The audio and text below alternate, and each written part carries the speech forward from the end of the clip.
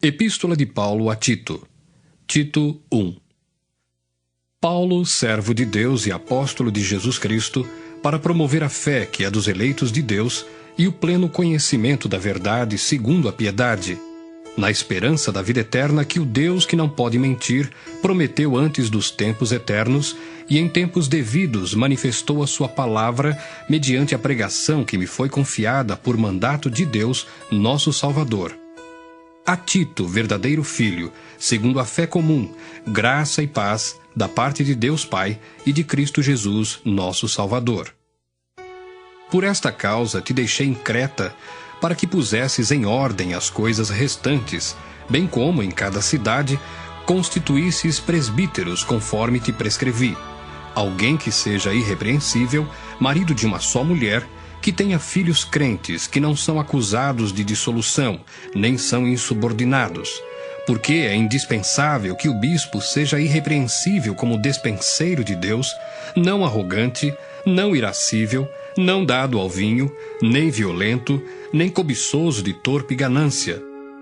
Antes hospitaleiro, amigo do bem, sóbrio, justo, piedoso, que tenha domínio de si, apegado à palavra fiel, que é segundo a doutrina, de modo que tenha poder tanto para exortar pelo reto ensino, como para convencer os que o contradizem. Porque existem muitos insubordinados, palradores frívolos e enganadores, especialmente os da circuncisão.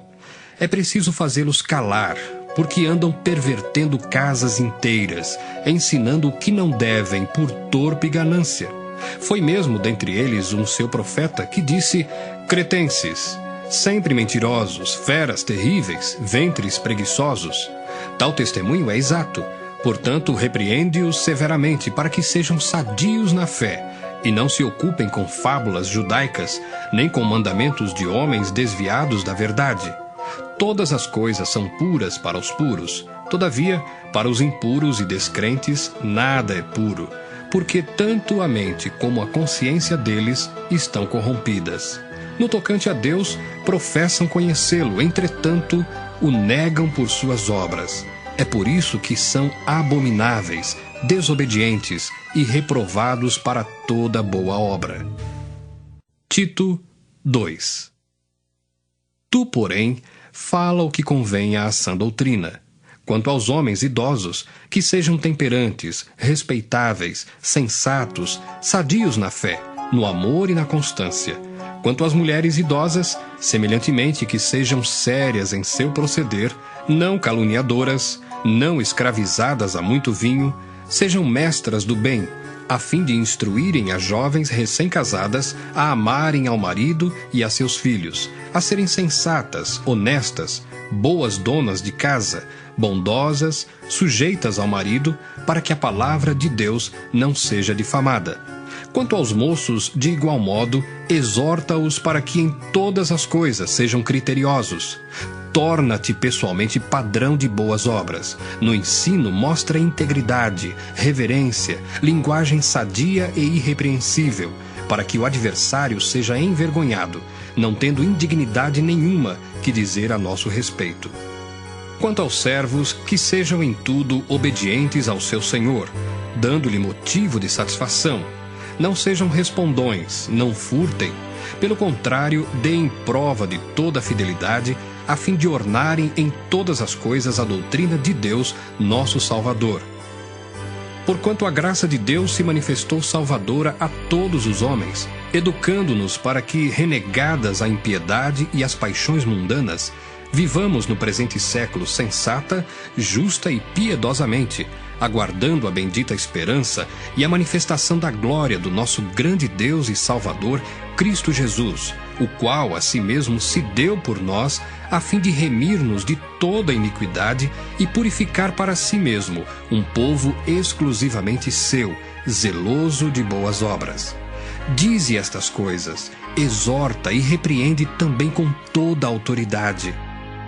Ninguém te despreze. Tito 3. Lembra-lhes que se sujeitem aos que governam, às autoridades, Sejam obedientes e estejam prontos para toda boa obra. Não difamem a ninguém, nem sejam altercadores, mas cordatos, dando provas de toda cortesia para com todos os homens. Pois nós também, outrora, éramos nécios, desobedientes, desgarrados, escravos de toda sorte de paixões e prazeres, vivendo em malícia, inveja, odiosos e odiando-nos uns aos outros. Quando, porém, se manifestou a benignidade de Deus, nosso Salvador, e o seu amor para com todos, não por obras de justiça praticadas por nós, mas segundo sua misericórdia, Ele nos salvou mediante o lavar regenerador e renovador do Espírito Santo, que Ele derramou sobre nós ricamente, por meio de Jesus Cristo, nosso Salvador, a fim de que, justificados por graça, nos tornemos seus herdeiros segundo a esperança da vida eterna. Fiel é esta palavra, e quero que no tocante a estas coisas faças afirmação confiadamente, para que os que têm crido em Deus sejam solícitos na prática de boas obras. Estas coisas são excelentes e proveitosas aos homens. Evita discussões insensatas, genealogias, contendas e debates sobre a lei, porque não têm utilidade e são fúteis.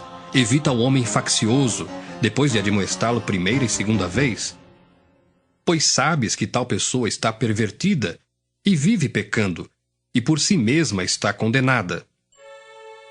Quando te enviar Ártemas ou Tíquico, apressa-te a vir até Nicópolis ao meu encontro. Estou resolvido a passar o inverno ali. Encaminha com diligência Zenas, o intérprete da lei, e Apolo, a fim de que não lhes falte coisa alguma.